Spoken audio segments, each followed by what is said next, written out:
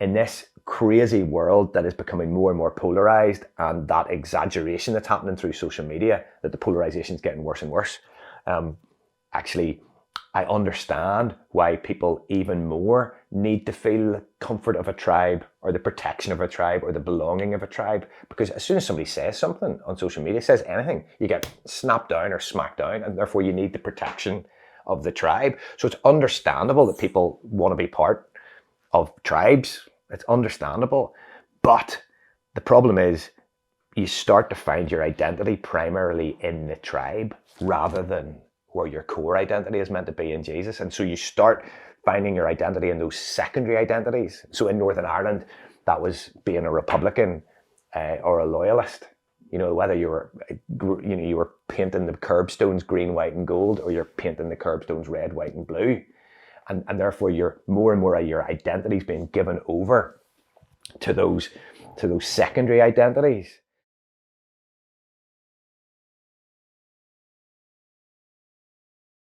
Andy, where were you born?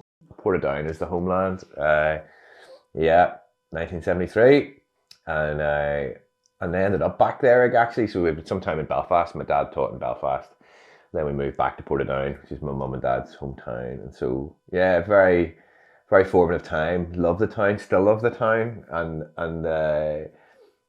amazing experience at school where there were these incredible guys called Colin and Trevor and Neil, who were like identical twins at my school, and they were the lads who were wearing NHS specs, and they were the lads who were not loving the whole rugby thing at school, because it was your classic Northern Irish rugby school. They actually formed an anti-rugby society called Arse. which was not a done thing in those days, and one of the favourite memories of Colin and Trevor would be Vinnie Doyle, the rugby teacher. Colin and Trevor were stood at the back, staying away from the action on the rugby pitch, and at one point somebody ran through, and Colin and Trevor just stepped aside, the Red Sea parted, and Colin and Trevor stepped away from, thinking we're not going to tackle this guy, just run on through. And Vinny just shouted, "Do you want me to give you a pair of white gloves next time, boys, and you can wave him through?" That's Colin and Trevor. They weren't the cool guys at school, but every Tuesday and Friday they would go up to this maths classroom on the third floor to pray. They basically started a prayer meeting, and I was thinking, what are these guys doing? What's going on with that? That's just sort of a bit sad, and a bit in my head that was hiding away from the action. Do you know what I mean? And there's another guy called Gary Linus and a guy called Norman Sims, I would sometimes there was a bit of geek in me too, so I'd sometimes hang out at the chess club at lunchtime with these guys, and they would say, "Well, why don't you come, private?" And so eventually they talked me into it, and I just felt totally humbled by what my attitude to that had been, actually. And like 2 years later, there were over 100 people in that room. There was this kind of mini, it just broke out. It became the place to be. And I'm sure not everybody was there to pray, but most people were there to pray. Suddenly there's this kind of rash of people praying happened, and loads of people became Christians. And part of their walk of getting to know Jesus was sitting in this maths classroom every Tuesday and Friday lunchtime. I'm getting a bit emotional even talking about it. So I was just very thankful. When I think of Portadown, I think of the school, and I think of what happened during that era, and all the kind of stuff that then happened of folks from that group then going out to just visit and sing to the old ladies and the old men in the old people's homes, and to do other stuff. Sort of serving the community stuff that then started to happen, just from a bunch of people who really believed that their faith had meant something, to not just this prayer thing, but it actually caused them to then go out and do some stuff. And it was an incredible time. It was so I think when I think, gosh, I didn't know I was going to say any of this, but as soon as you said Portadown, that's what sprang to mind. That these guys who were just doing this very uncool, faithful thing, with only 4 of them for like probably for 6 months. There was only 4 of them, you know, but just literally got their heads down, and the fruit of it, you know, 2-3 years later was amazing. Absolutely amazing. Some beautiful stuff happened, and some people found family, people found home, and found Jesus more than anything else. It was amazing. Would you say that was your first sort of introduction to Jesus, or did Mum and Dad set the scene a little bit? Mum and Dad, no, Mum and Dad definitely set the scene. Yeah, I mean, I remember Mum was actually a Sunday school teacher, okay. And so every so often at the end of a session, I'd be off in some other group, but I'd see that Mum would be sitting there with one of the girls from her class, like with their heads down, praying. Then I said, Mum, you know, what's going on when you're sitting praying, one of those girls, after everybody else is gone? You know, have they been naughty or something? You know, I don't know, like what, why are they staying behind? And Mum said, no, they're just like they're giving their life to Jesus. They're praying and asking Jesus into their heart, as the phrase was, you know, asking Jesus into your heart. I was just like, I remember saying to her, like, well, can I do that? That sounds good. Can I do that too? And so, yeah, sitting in my bed one night, did that with Mum, and you know, I'd love to say it had been sort of like this kind of wild roller coaster of a rocky road, but to be honest, that was like, I'm not sure ever turned back since that moment. Like literally, that felt really real. Like just saying, it felt like there was a moment. There's especially a moment when I think it was not long after that, I went on this camp in the summer, and this guy called Stephen was leading a song on the guitar, and seek ye the Lord. Oh, whoa! There's the postman. And come to him while he is near. Anyway, blah blah blah. And I was like, do you know, I'd always found singing a little bit like, gosh, this is just what Christians do when they come together. It's like a religious thing, you know, that's what they do. You know, people play football, get together, they do their training. Christians come together, they do singing. You know, I just thought that's just what you do. And then there's this moment where I just suddenly, I don't know where it came from, but I just thought, actually, oh, they're singing to somebody. So I kind of thought, right, just as a thought experiment, I'll try singing too. So I'll sing these words that are in front of me in the book, and I'll actually try and sing them to somebody. And it was unbelievable. It's like, right, this makes sense. Oh wow, it's like a piece of communication, in the same way that I'm talking to a mate in the corridor. I'm talking to God, and I'm using these words to talk to God, and I just like felt this incredible sense of connection, and thought, right, okay, I kind of get this worship thing. I get this connection with God thing, that actually it's so much more powerful if you're actually talking to somebody. And I guess, and that was an era where that kind of landed really strongly in me.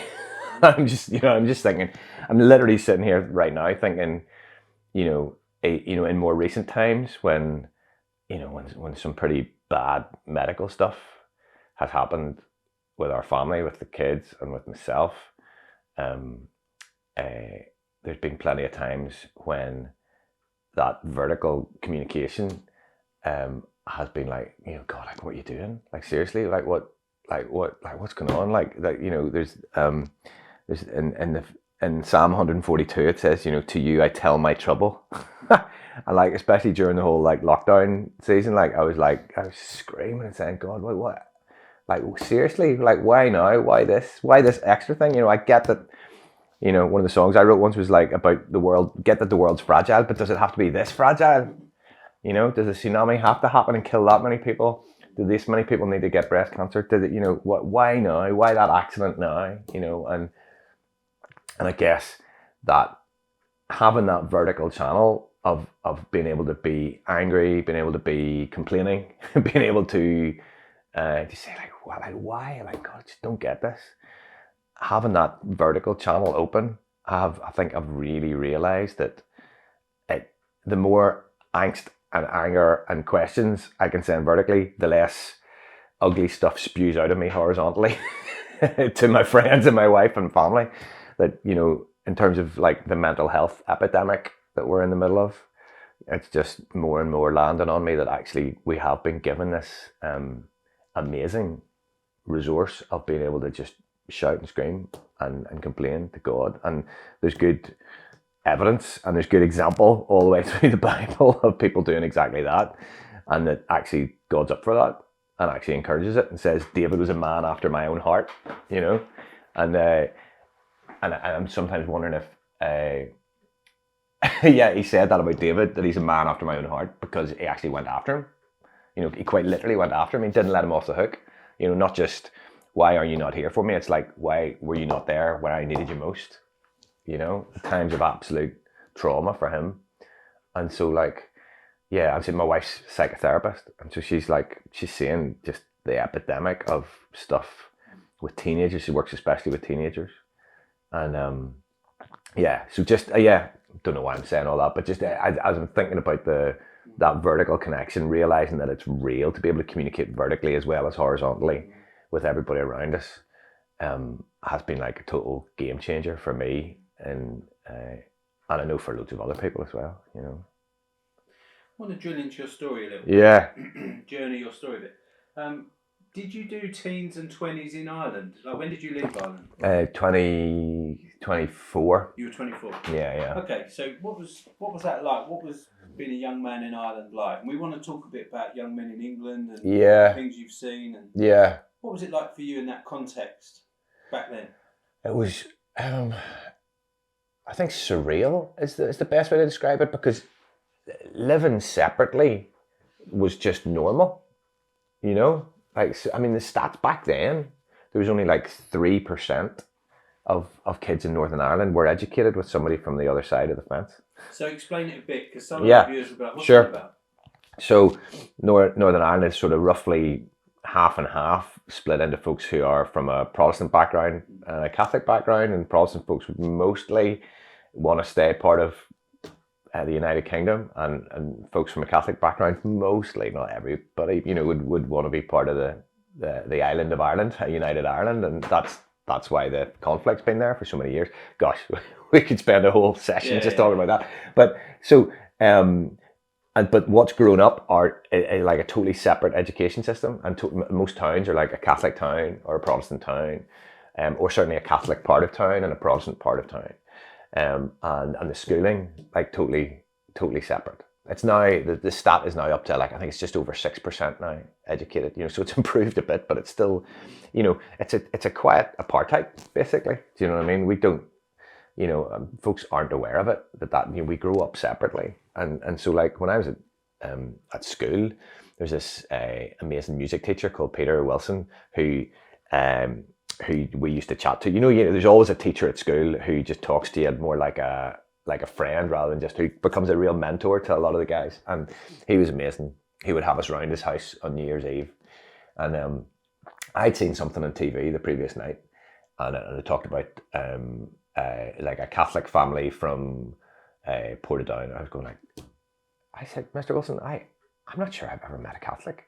You know, this is me as a 17-year-old at this point. So I don't think I've met a Catholic. I lived in Portadown's like probably like 90, over 90% Protestant. So, like, I'm not sure I've met a Catholic. I said, that doesn't feel good. That doesn't feel right. And so at this point, that whole prayer group thing was thriving, and I was thinking, well, maybe there's some folks over there. So I guess from speaking to him, found out that there was a Catholic school on the other side of town. I said, look, you know, maybe could some of us that pray together maybe get together and pray with those guys? You know, I was like sort of totally naive. It's like quite naive idea, really. But and he said, oh, okay, that sounds like a good idea. Well, I'll get in touch. So he got in touch with one of the priests from the Catholic grammar school on the other side of Portadown, and they set up this kind of clandestine meeting, because in those days it had to be clandestine. We weren't allowed to tell anybody about it. It was like in this kind of in this old convent up on the far side of Portadown, and I was like, you couldn't have scripted it. It was more like you couldn't have Hollywood scripted it better. It was like, it was the foggiest night I could ever remember. Literally, Colin Trevor, one of them, Colin was with me, and he had to actually walk outside the car to tell me whether I was hitting anything. It was so foggy, but like foggy. 5 of us and 5 of them met this big long, a table a bit like this, 5 either side of the table to sit down and sort of, meet. 5 Catholics, 5 Protestants meeting, and it was like getting blood out of a stone. It didn't go well. It really didn't. Like, we were just like, so what are you guys into? Because the sport's totally different. You play different sports, Gaelic, rugby, the music very different on both sides. Bands very different on both sides, and you're not even hanging out in the same parts of town, so you don't have any sort of like shared geography to talk about. And so we were, everybody, because it had been my idea, everybody was like, nudging me to try and get me to say things, but like I even, I'm fairly good at talking, but even by about 20 to 25 minutes in, I was just like, I'm done. And literally we left that meeting going, all right, this is why Protestants and Catholics don't get together, because we've just like, we've got nothing in common. And like, we were kind of really demoralized by it. We're just like, and I guess because it had been my idea that I at least had some energy, but the 5 guys that came from the Catholic school had obviously been conscripted by the priest, and they like, they really weren't up for the chat very much. And so we were like, oh gosh, well that was a bit useless. But the glorious thing is that Peter, the music teacher, stayed in touch with the priest that he'd spoken to, and a few months later got back in touch and said, look, he had an idea. He said, look, why don't do you have a choir at the Catholic school? And of course they did have a choir at the Catholic school. And said, well, would it be worth me meeting with the music teacher from the school and seeing if we could put something together, like actually maybe do some singing together, maybe, or something like that? Which would be like totally, in that era, Portadown was like the hotbed of like loyalist stuff. I don't know if some people remember like the mid to late 90s, there were these big standoffs because the Orange Order folks wanted to march through the Catholic area, but they didn't want it to march through, and then there was a big standoff and everybody arrived at a graveyard, and the whole, basically Northern Ireland shut down. It was like, it became an absolute powder keg for a few summers in a row in the mid to late 90s, and Portadown was like the hotbed of loyalism and the spot. So it was just like, it was like almost crazy idea to suggest, and this school was just up where that all happened, up where the standoff happened, and so it was a really bold thing of Peter to suggest, but they got together and it happened, and they formed a choir called the Harmony Choir. Surprise, cheesy name, but together, and ended up singing for Clinton at the White House, ended up singing in the Irish Parliament, ended up singing all the way around the place, and became this like good news story of something positive coming out of Northern Ireland. And so from our like, crappy little acorn, there's something that we had thought was like a total failure and useless. This really good thing happened, and that became the engine for a whole pile of joint services and joint efforts.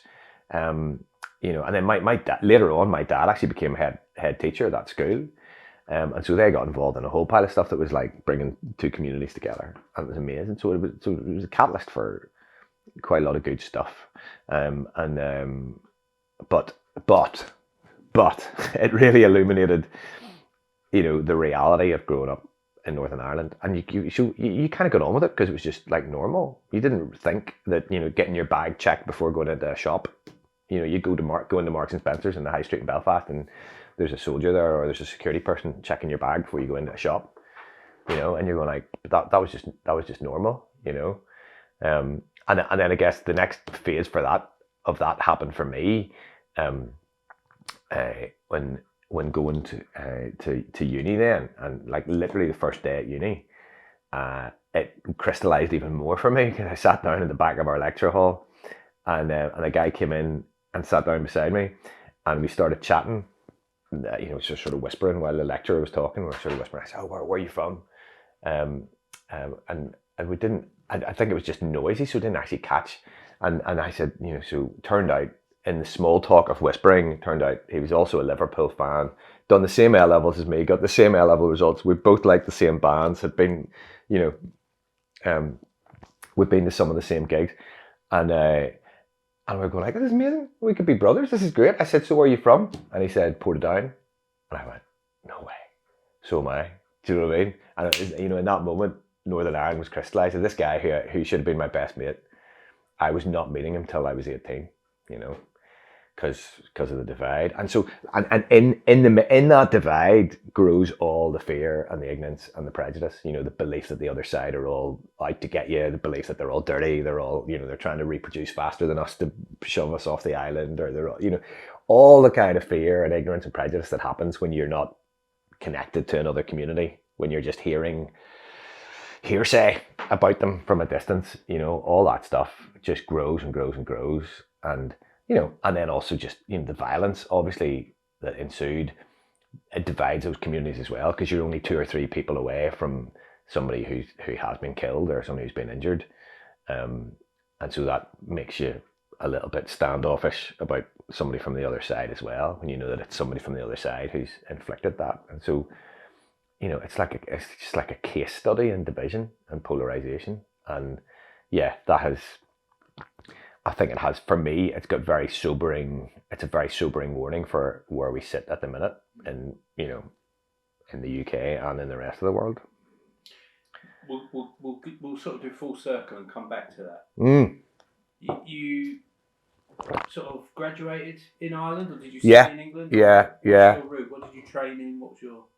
Yeah, so I went to uni to do medicine.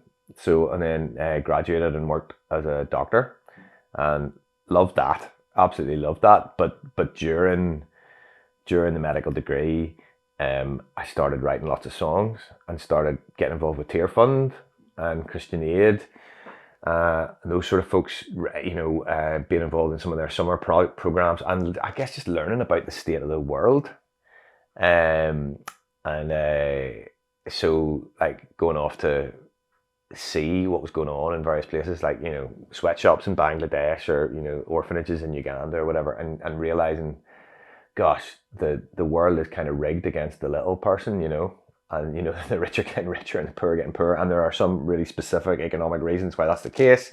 And in those days, a lot of the campaigning was around, you know, the debt that sub-Saharan Africa was sitting under, the World Trade Organization trade rules. People couldn't trade their own way out of debt. You know, just like, oh, it was the world, it was that sort of post-Live Aid time where everybody was starting to realize how rigged the system was against those in poverty and in favor of the rich and powerful. And I guess I just got angry about a lot of that stuff, and at the same time I was writing lots of songs, so it started to come out in song. and so by fourth year at medical school, we were singing maybe 2 or 3 nights a week, you know, different, whether it's pubs, clubs, churches, events, festivals.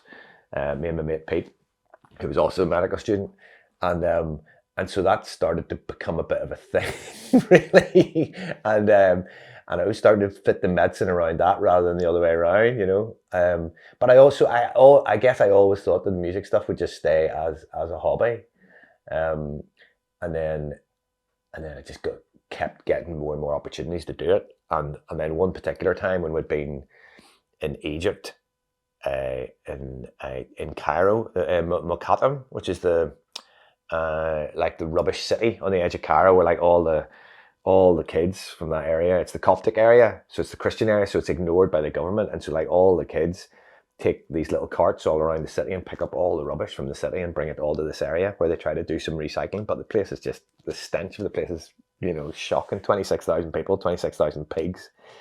And, you know, the smell, I will never forget. But we spent the summer there doing my medical elective, but we took lots of slides. Gosh, this shows how old I am. Like slides. They're like plastic pictures. If you've never, that you shine onto a wall before video projectors existed, and wrote some songs and told some stories about, you know, why that place was in the state it was in, and we did it at a festival. We came back and literally stood in front of people in a tent where we hadn't really held the attention of people all week. And then I told some stories and sang some songs, and literally people just stood and listened. And that was maybe the first time where I went, oh, I feel like I'm maybe doing what I'm designed to do. Do you know what I mean? The thing that I'd always presumed would maybe just be a hobby, I was going like, maybe I meant to do this. But that was a like totally heretical thought, because at that point I was still about to start doing my junior doctor stuff and everything, you know. And I could see sort of 90 hours a week, you know, those kind of sleepless nights of the junior doctor thing. I could see that on the horizon. I'm going like, well, I mean, this is all very nice, God, but like, I'm not going to have time to do this. And then I was thinking, and then I think one of the other guys that were there on the team said, he's like, you should do this. You should do this. And the words I said was like, oh, that'd be such a risk. That'd be such a risk. Like mum and dad have invested a lot in me doing the medical stuff, and that would be a mad old risk. And literally, it was a Sunday morning in that at that festival. There was a big communion service, and everybody, like 10,000 people sat on the grass, And then the whole way through that service, I was thinking, gosh, this would be such a risk. This would be such a risk. But for the first time, I was considering it, and then it got to the end of the service, and there's this Scottish lady on the stage. I'll never forget it. And she stood up, and she said, Lord God, may we be a people who take risks for you. And that was it. That was her closing prayer. And I was literally sat there. And 10,000 people walked off, and I'm left there sitting in the grass going, oh my goodness, maybe I'm going to do this. And I'm getting emotional talking about this thing. This is good therapy, Nathan. Thanks very much. And so that's, I guess, when the seed was planted that maybe, just maybe, this might be more than just a hobby. But I did then go on and work as a doctor, and actually really loved it. Loved treating my mum and dad's friends in Portadown, our local hospital. Had seemed to, it was good. I'm sure I wasn't the best doctor in the world, but I did enjoy talking to people, and that's more than anything. People just like somebody talking to them, and being able to explain stuff to them. So I did feel like I was useful doing it, and I did enjoy doing it. But there came a time where somebody, I'd gone off for a week's retreat because I was kind of feeling the stuff starting to bubble up. Like going like, oh gosh, are we coming to the time where I'm meant to be making the leap here? To a wee place called Carnlough, northeast coast of Northern Ireland. And I basically stayed there for the week, but different friends of mine came up like for a night at a time just to come and hang out. And 3 people over the course of the week brought the same advert for the same job, saying, oh Flan, I saw this job, thinking you could do that. And it was a job running a band for Youth for Christ. Their band that went around the country doing evangelism, and I was going like, oh, that's interesting that all 3 of you have said that. But you had to send an application form, which that was fine.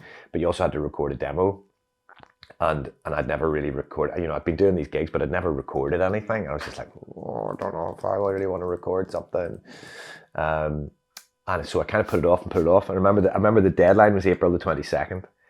I remember, I can still see the advert now, deadline April 22nd. And then so I let it slide. I didn't apply. And then it got to kind of maybe, I think it was April the 29th or something like that, a week later. And I was sat in the doctor's room one lunchtime, just feeling really sort of uneasy. Just like, oh, did you mess up there? Did you miss out? So I rang Youth for Christ, and I said, look, did you ever, whatever happened with that? Have you done the interviews yet? What's going on? They said, oh, no, actually we've got some more applications, so we've extended the closing date. It's actually tomorrow. And I was like, okay.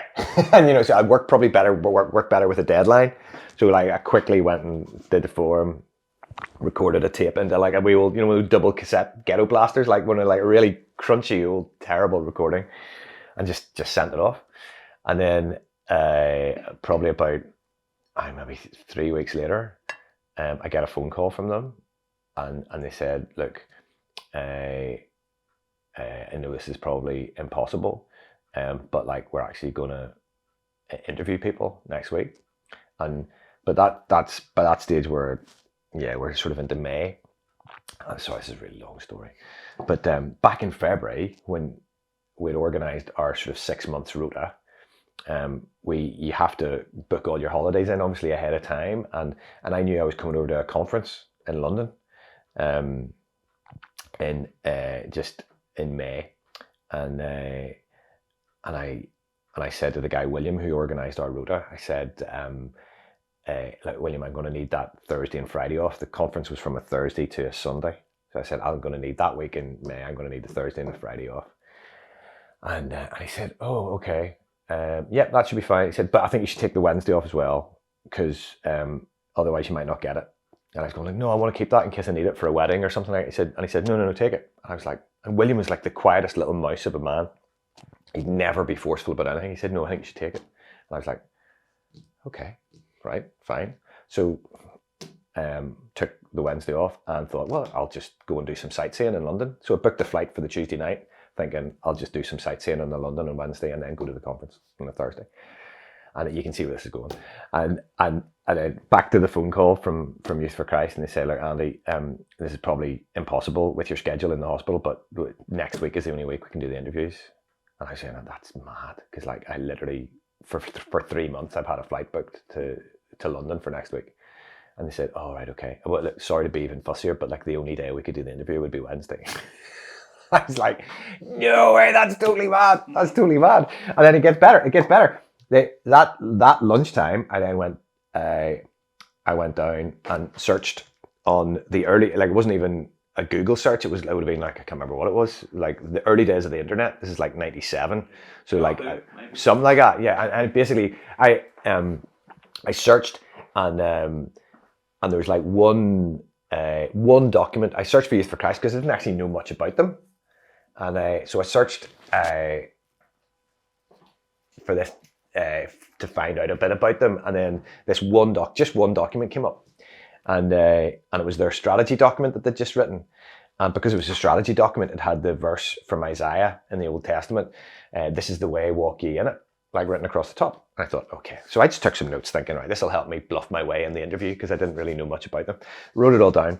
And then after that lunch, I went up to the cardiology ward that I was working on. And the phlebotomist, the nurse that takes the blood samples, she came up to me. She was a Christian. She was called Caroline. And she said, Andy, it's really funny. I was praying for you at lunchtime. And I feel like the Lord gave me a verse for you. But I don't know where it is, but it's that verse, this is the way, walk ye in it. And I was like, wow, that's mad. You have no idea. Like, it's just unbelievable. Let me tell you what I've just been doing. Let me tell you. And so it was just this pile of things lined up, which sort of, I guess, gave me the nerve to jump off the medical conveyor belt, because a lot of the doctors were not impressed and thinking, no, you don't jump off the conveyor belt. It was just not a done thing. And so yeah, I guess the fact that set of coincidences had happened, and there's a few other things happened that I won't bore you with, but like it was like okay, right, maybe this thing's real. Maybe we're going to dive into doing the music stuff. And yeah, and that's what happened. Wow. Yeah. So it's interesting because some people would think stepping away from a medical career, the initial thought is that's a huge financial risk, loss, because a charity can't match your salary. No, but you don't just fall into medicine. Like that, you would have journeyed that for years. Yeah. So that was a massive step of faith for you to move into, isn't it? Yeah, looking back, I guess it was. But at the time, because of all those things lining up, it kind of gave me a bit of confidence to do it. But I guess also, not to like over spiritualize it, but like even when I decided to do medicine, filled in the UCAS forms to do medicine, even then, I think I was thinking, right, well, I was good at sciences at school, so this is the obvious thing to do. But actually, the primary thing, I remember standing up on a ship, like it was a Logos, I think, like an Operation Mobilisation ship came into Belfast. And I remember there was like a meeting and somebody did like one of those classic old like altar call type things and said, stand up if you want to, give your whole life to God. If you're saying like you're more important than anything else. And I remember standing up. And that wasn't long before I filled in the form. And I remember thinking, God, I really want to give you my whole life. Like literally, that's the first thing, and that's the primary thing. And like the secondary thing is, what degree I might do, or what apprenticeship I might do, or what anything I might do that might serve that purpose. And I guess what I was thinking then, probably at a very narrow view of what mission was back in those days. I guess I'd grown up seeing, ladies, missionary doctors working in hospitals with tents in Uganda or wherever like that. And I'd seen that. I thought if I'm going to give God my whole life, but a useful tool would be medicine to do that. I guess in my head I was thinking that'll be a useful tool. But like genuinely in my head, the primary thing was like, oh no, I want to give God my whole life, and that means, you know, going where he wants me to go and doing what he wants me to do. And that even if that feels riskier financially or the way that the world would look at it, that actually that is going to be the best place to be, because he's got a far better adventure for me, you know, a much more entertaining, a much more fun, and you know, and yeah, at times scary and at times stretching. But I genuinely, I think I've seen that so many times in my life that the not so good stuff happens when I make safe decisions. When I kind of shrink back and try and do the safe thing rather than the place where my faith's going to be stretched, the place where I'm going to need some help. I'm going to need some mates on this adventure. I'm going to need some mates on this mission. I'm going to need some mates, and I'm going to need to pray, because I haven't got the capacity to just do this myself. And I feel like so often in life we shrink back. We assess what resources we have, and therefore we think, right, so we can do this much, or we'll do this little thing, when actually, you know, God's offering this massive array of resources that we just never tap into. So I guess it was a step of faith, but it did not feel very grand or bold or brave at the time. It just felt like following my nose, really, you know. So looking back on your sort of journey through growing up in Ireland, med school, hospital, and then stepping into worship or music, expressing through music, particularly the music chapter, how would you explain what your heart is and was and is through music? What are you wanting to communicate? I think I have seen basically music do what like just words on their own can't. I feel like I see it work so powerfully. Like, I've ended up working in the world of politics, but I think even in the world of politics, which is all about reports and statistics and stuff like that, when I've really seen like a politician change their mind on something, it's usually been because of it's been something in their guts or something. You know, I guess the way I put it is like the lobbying of the 21st century is the lobbying of heart more than lobbying of mind.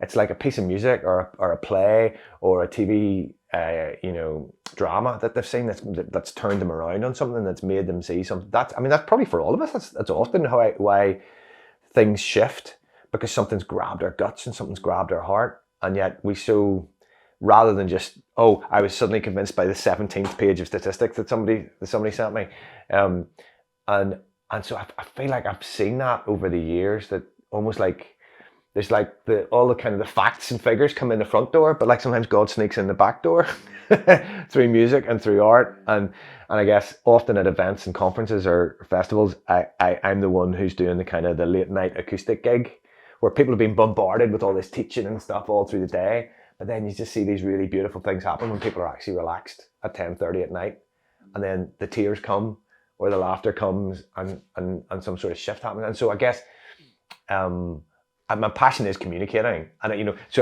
I totally appreciate and love a lot of my friends involved in the music industry it's like art for art's sake. You know, shouldn't have to be trying to communicate something. It's the art. Don't prostitute the art to try and communicate something. Whereas if I'm really honest, I'm slightly more at the other end of the spectrum, where my passion is communicating something, and the art just happens to be a really good way of doing that. And so, and anybody that comes to one of my gigs, finds that out pretty quickly, because I talk for it's maybe not a good thing, but I talk for as long between the songs as I do, as the length of the songs themselves, because I'm keen to share the stories behind the songs and explain why I've written the songs. And even last album did a whole book of the stories behind the songs, and in the middle of doing the same for the next one. So I guess there's a passion in me to communicate, and especially I guess there's so many things I'm passionate about communicating, but if there's one that shines out, it's that God is the God of the underdog. That I want to shout the stories of all the way through Scripture, all the way through history.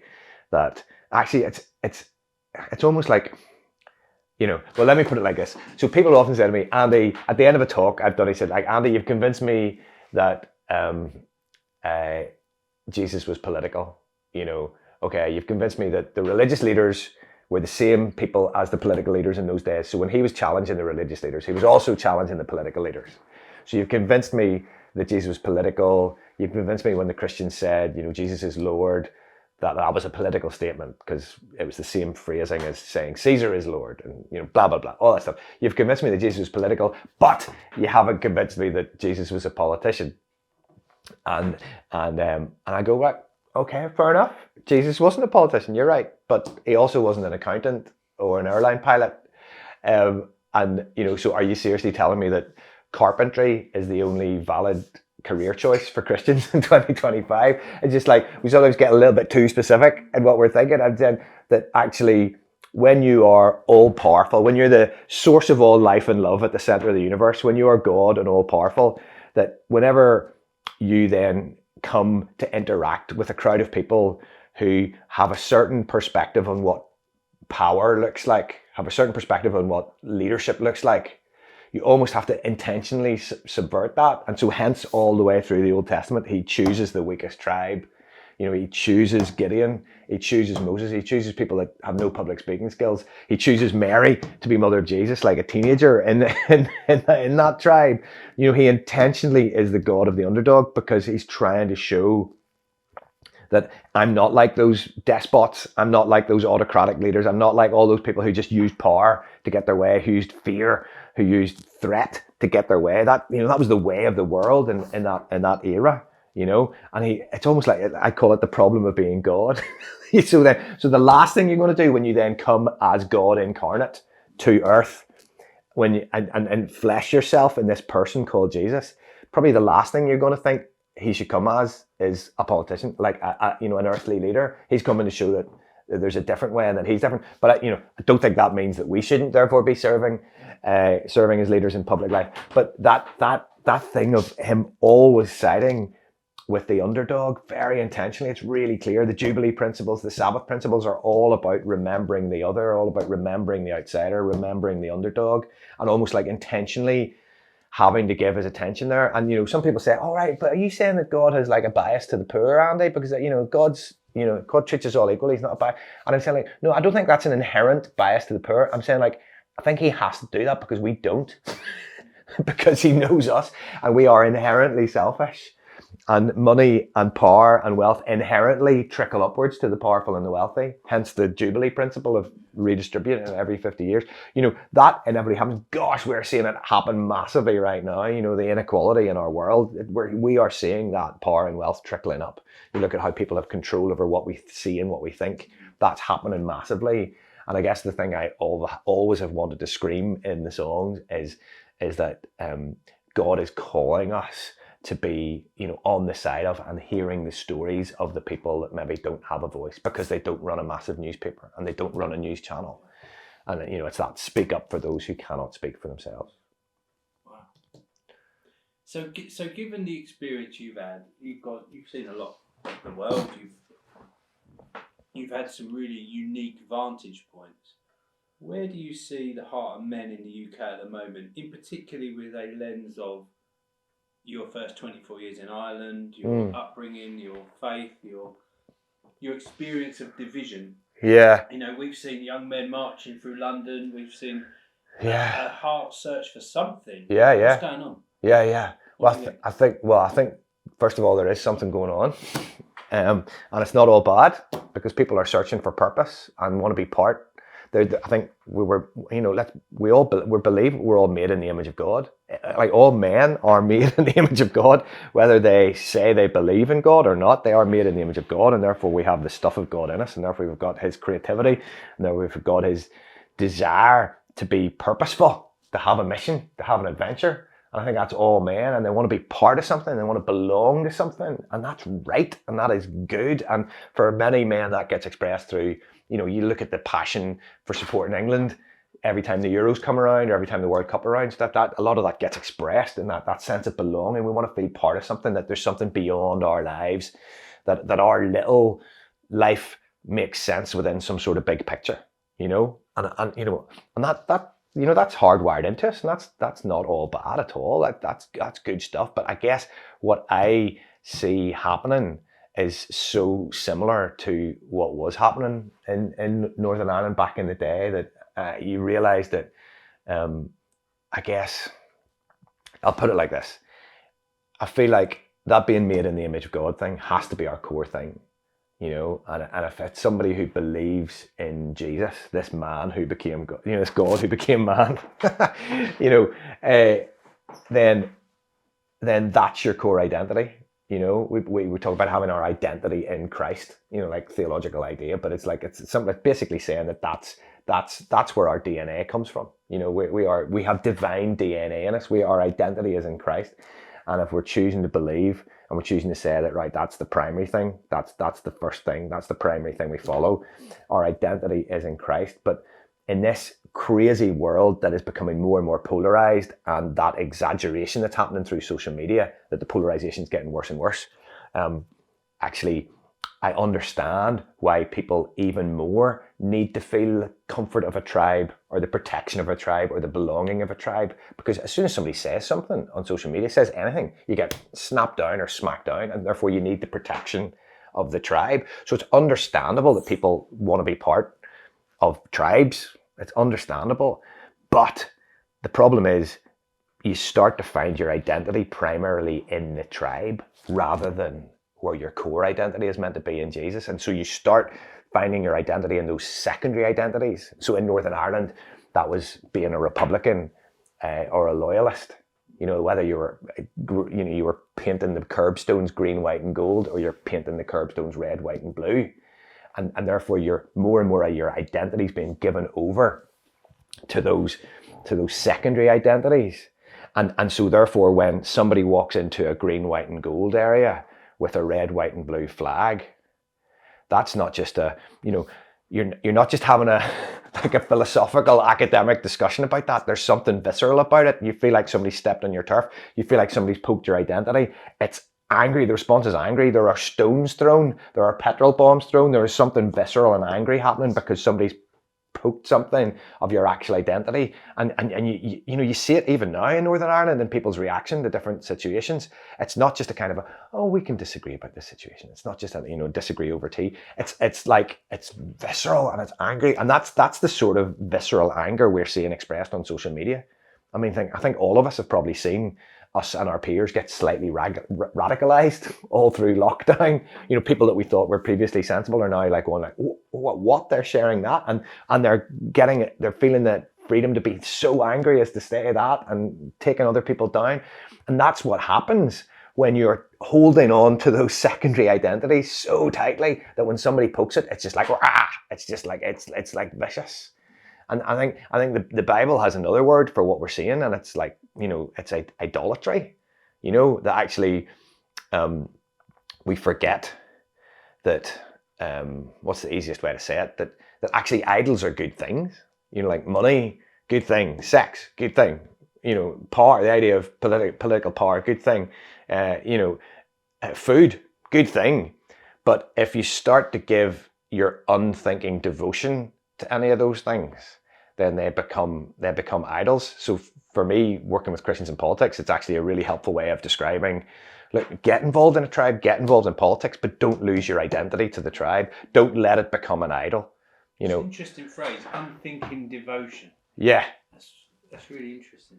It's like, I think it defines what an idol is really well, because money and sex and food and political organization, they're good things, they're necessary things. But if you start to give your unthinking, if you grab for the chocolate bar just because of something you're feeling, and it's in the same way, you've got people are now responding online with the unthinking reaction of their tribe, rather than stopping, taking a breath, consulting scripture, praying, consulting the community. Instead, it's the speedy, visceral reaction of their tribe, of the broadly progressive tribe or the broadly conservative tribe.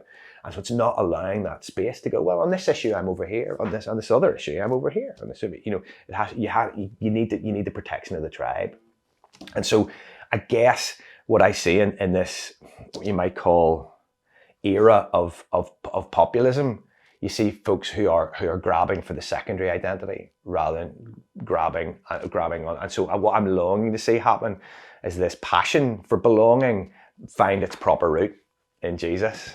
You know, because when Jesus could have surfed the lazy road of populism, you know, he arrived on Palm Sunday and everybody was like cheering him and going, yeah, it's brilliant. Finally, somebody who's going to, you know, get us to overthrow the Romans, you know, finally. And they were successfully blaming the others. Do you know what I mean? The easiness of populism that says, oh, it's all those other people that are to blame.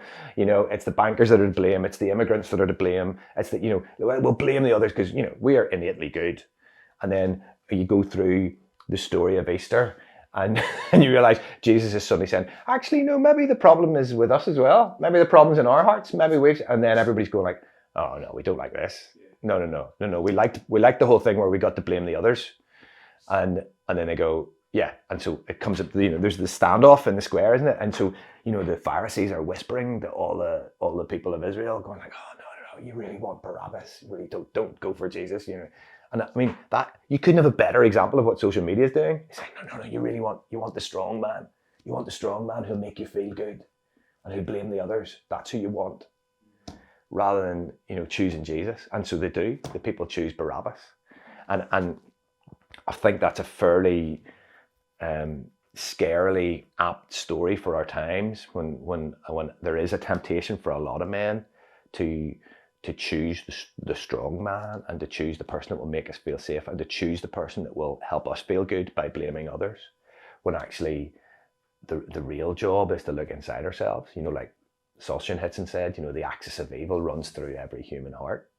You know, and that's what Jesus called people to. He said, look, you know, the problem is here as well. That like real leadership that Jesus showed leads people beyond the easy prejudice, beyond the lazy thing. You know, he went out of his way to big up the other, to big up the foreigner. You know, like telling the story of the Samaritan, surprising everybody. It's the Samaritan was the hero of the story, bigging up the faith of the centurion.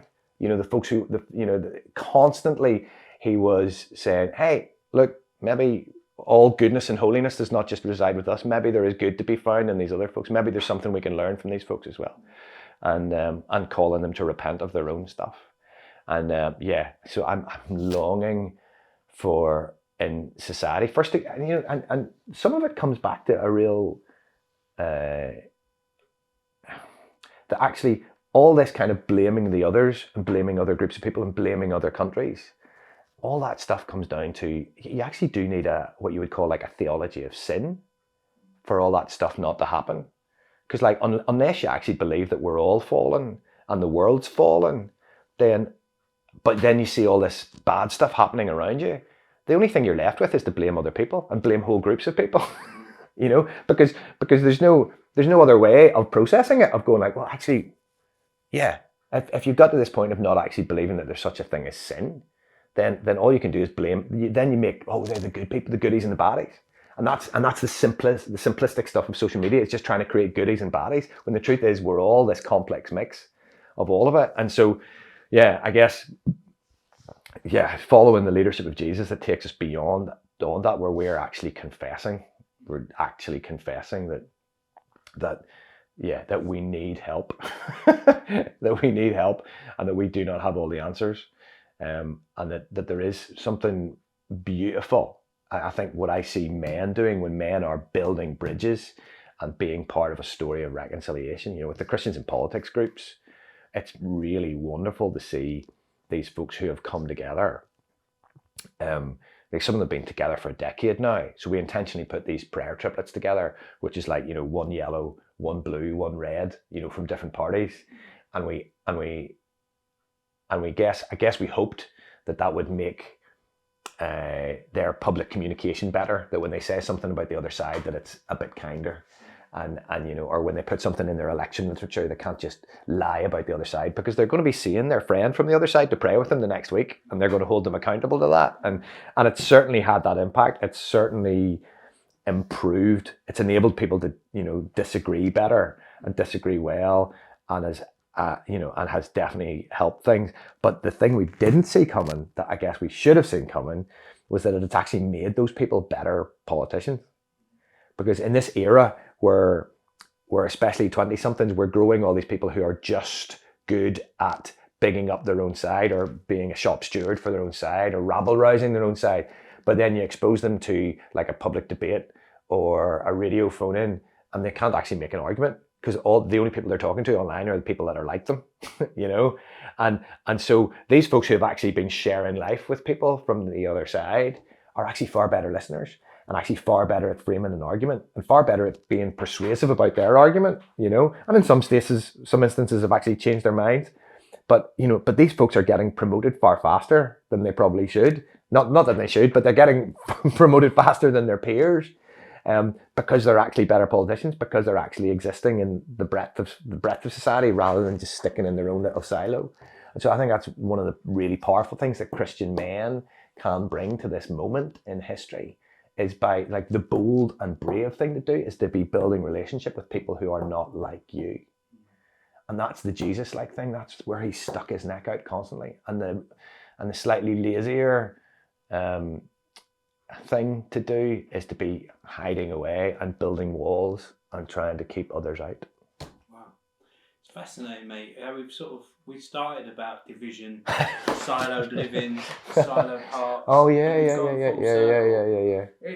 One thing I'm just thinking of landing our chat, but one of the things that I think about in our setting, UK culture with men, is that I think a lot of men that don't know Jesus look and think this meek and mild, he's not the strong man. You know, I think they've been sold or seen that there's this shepherd, there's no warrior there. Yeah. But you've seen both. You've seen the strength of Jesus. You put your identity in him. How do you think there needs to be a bit of a change in that? Maybe at church's level or in how we communicate that Jesus is an incredible strength, as well as gentle and kind and meek and all of that as well. But do you know what I mean? How do we present or see that other dynamic? Because you really need that strength and that boldness to build bridges, because you're going to take flack, you know, to build relationships with those who are not like you and to step out and be involved in situations, whether it's in politics or education or in the building trade or wherever it is, where, you know, it takes nerve and you need, and I love that actually when you look at the life of Jesus, there is a man who had some serious nerve and some serious balls, you know, like that he had the nerve to walk in to the temple and say like, this is not good, what's going on here? This is not good. And he turned over the tables, you know, he turned the tables over and, you know, he was calling out stuff that was not right and that's because his identity was so firmly in his Father, you know, so that he cared less about what everybody else was thinking around him, and he cared massively about what his Father was thinking. And so for me, the discussion isn't about, well, should we be mild or should we be strong? I think it should be different on different days, but it should come from our constant communion from with the Father. And that's how, you know, Jesus only did what he saw the Father doing. And so I think what happens when you get into the political realm and you get into the cultural chasm thing where the culture is splitting, you get a crowd of men who are like, oh, we like doing the touchy-feely stuff. And then, but we like doing the bold, brash stuff. And it's just like, we'd rather have our kind of instructions and then follow them and then never have to refer back to God. You know, just give us my to-do list. Give me the to-do list for the day and go, when actually the example of Jesus is that some days it will look like being an absolute revolutionary and leading the charge. And some days it will look like sitting, putting your arm around somebody's shoulder. But God will call us to different things on different days. But that comes from the reason Jesus knew exactly what to do, when to do it, was because he was in this constant communion with his Father. And sometimes we would just rather, you know, give me some ideas. Tell me, I want to be more like these people or more like these people. When actually, no, it's about every day being connected. Back to that vertical connection we're talking about, you know, every day having that vertical connection so solid and that core identity so solid that really we don't care if we take a bit of flack because we stick our necks out and say that.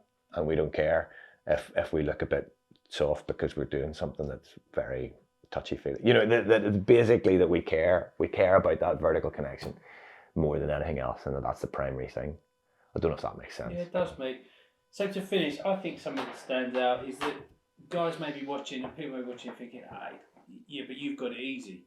And you don't, do you? Like, you're in this world as much as any of us. You're going through all sorts. Yeah. not for details, but you're just rooted in it, you know? It's real. Well, yeah, it's been, especially the last few years, medical stuff with our family's been pretty rough.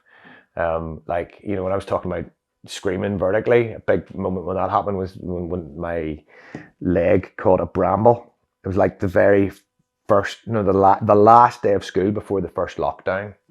And my leg caught a bramble, and I didn't realize how close my daughter was behind me. Jubilee was 4 at the time, and the bramble flicked back, and the thorn pierced the lens in her left eye. And the guy in casualty said this is like, it's a 1 in a million freak injury, and it actually pierced her lens.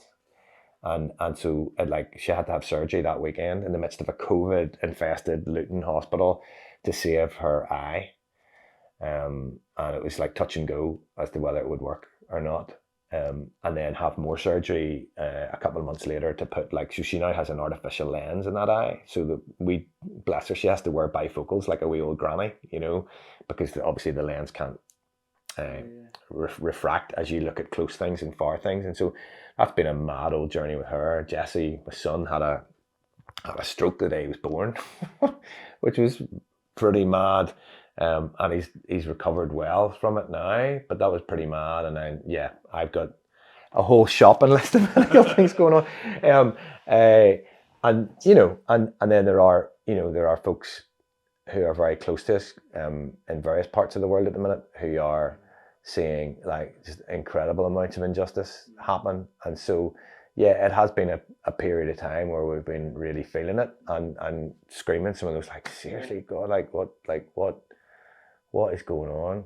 And we're thankful at the same time, but it's not been plain sailing, shall we say? No. And that's going back.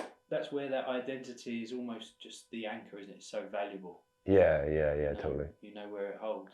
Totally, and also my mate Tim is always saying that and there's power in the pain, you know, and that, you know, I think there's a bottom line that we live in a world that's fallen. You know, we fell, and creation and everything fell with us. And so you look at the state of what's going on with climate change, you look at what's going on with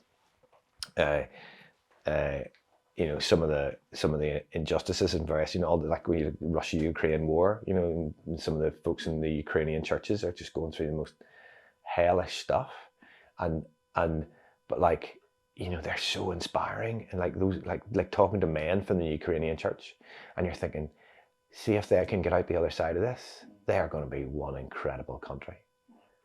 Do you know the kind of the brotherhood and sisterhood that they have found in the midst of that mission, in the midst of that fight, is incredible. And you kind of think, I don't know, I think I've got around to thinking that nearly everything that comes around that I'm going through, at some point you're hoping will be useful in helping somebody else that's similarly going through something similar, you know. And it's so that's what Tim always says, there's purpose in the pain. It's not like anybody inflicts it on us on purpose, but there can be purpose in the pain, because it is actually what everybody goes through, rather than believing that it's kind of, I don't know what way to put it, but we're trying to sort of almost aim for this perfect life, thinking that there will be a perfect life, when actually the truth is, until the end of all things, that's not going to be the case.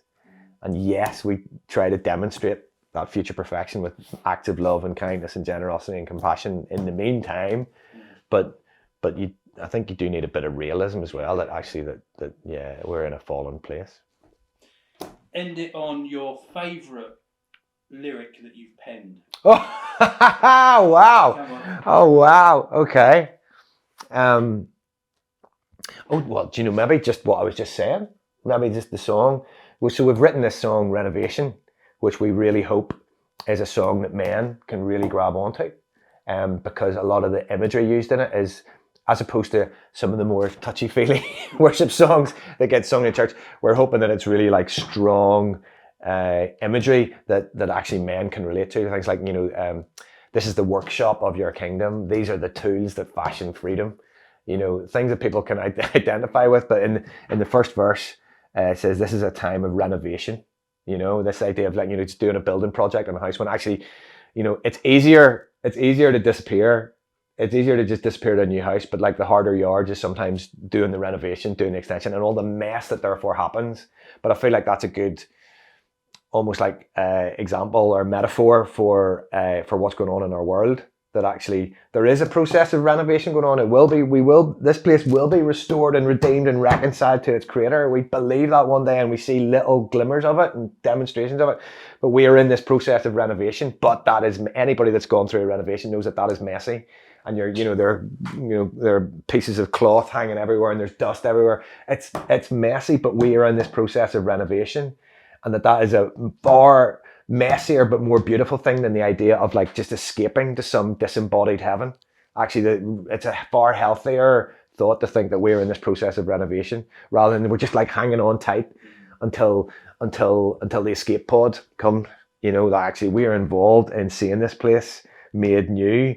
And so they said this is a time of renovation. This is the place. This is the place of new creation, not some other place. This is the place of new creation. See the not yet kneeling in the now.